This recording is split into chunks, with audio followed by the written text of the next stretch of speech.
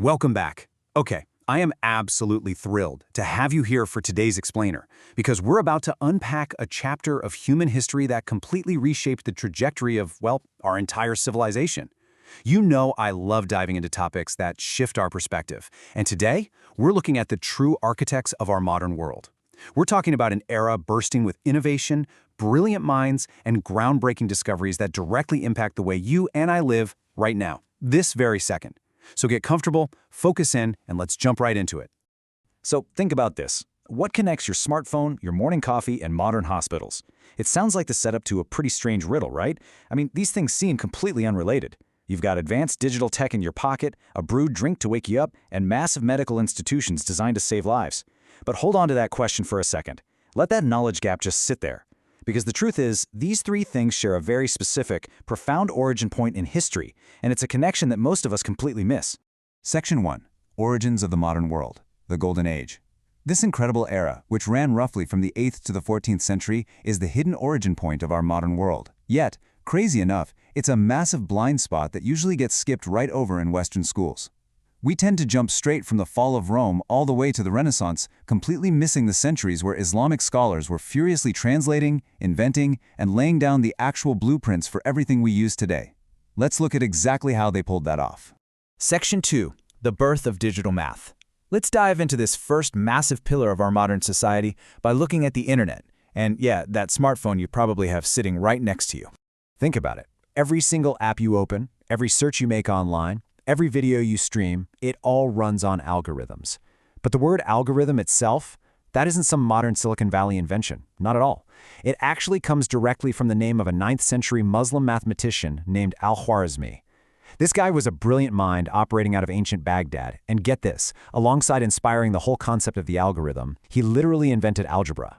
And honestly, that perfectly illustrates the chain of human progress, doesn't it? No algebra equals no computer science. It's a really simple equation, but a profoundly important one. Without Al-Khwarizmi's breakthroughs back in the 9th century, the foundational logic that we need for coding, programming, and software engineering just wouldn't exist. When you look at computer code today, you are essentially looking at the direct evolutionary descendant of his work. Section 3. Foundations of Modern Medicine. All right, we're shifting gears from the digital realm to something a lot more personal. Our health, modern hospitals, and the surgical theaters that literally save millions of lives every single year. The crucial takeaway here is in the stark contrast of the time period. If we rewind the clock, we see that Europe was struggling heavily with widespread, rampant disease and a severe lack of medical infrastructure during what we often call the Dark Ages. But at that exact same time, the Islamic world was actively building the very first modern hospitals. And these weren't just places to house sick people, they were actual functioning centers of healing, research, and medical education, organized a lot like the hospitals we walk into today. Driving these hospitals were pioneers who changed the game entirely, starting with two absolute titans. First, you've got Ibn Sina, also known in the West as Avicenna. He is widely considered the father of early modern medicine. And then there's Al-Zarawi. Frankly, if you ever have to undergo surgery, you owe this guy a massive thank you. Al-Zarawi literally invented numerous surgical instruments, things like specific types of forceps and scalpels that are fundamentally the exact same as the ones sitting on sterile trays in operating rooms right now. Now, I want you to focus on the number 500. The scale of this is just staggering. Ibn Sina wrote a foundational medical encyclopedia called The Canon of Medicine. That single textbook was so incredibly advanced and comprehensive that European universities used it as their standard go-to medical text for exactly 500 years. Just let that sink in. Half a millennium of global medical knowledge, all stemming from one scholar of the Islamic Golden Age. Section 4. The world's first university. So, we've talked about math and medicine, but what about the institutions where all this knowledge actually gets passed down? I want you to take a guess for a second. Who do you think founded the world's very first degree-granting university? Well, if you guessed a Western scientist or some European king, nope. The world's first degree-granting university, the Al-Qarawiyyin, was actually founded way back in 859 AD by a Muslim woman named Fatima al-Fihri over in Morocco. She used her inheritance to build this massive educational hub that became a beacon of learning for scholars from all over the world, covering everything from the sciences to languages to theology. And And the most amazing part of that story, it isn't just some historical ruin or a museum piece today. No, it actually holds a Guinness World Record. The University of Al-Qarawiyyin is recognized as the oldest existing, continually operating educational institution in the entire world. From 859 AD to this very day, the doors of Fatwa Al-Fihara's University have remained open to students. It's just a stunning legacy of the value they placed on education during that era. Section 5. Pioneers of Flight and Optics. Let's look up at the sky for a second and see how human ambition took flight, literally, and how the Golden Age gave us the ability to capture the world in images.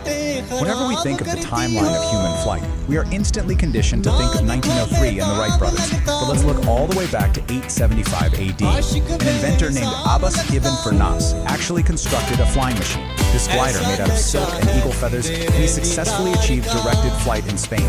That is an astonishing 1,000 years before the Wright brothers ever took to the skies at Kitty Hawk. The dream and the actual mechanics of flight were being tested out a full millennium earlier.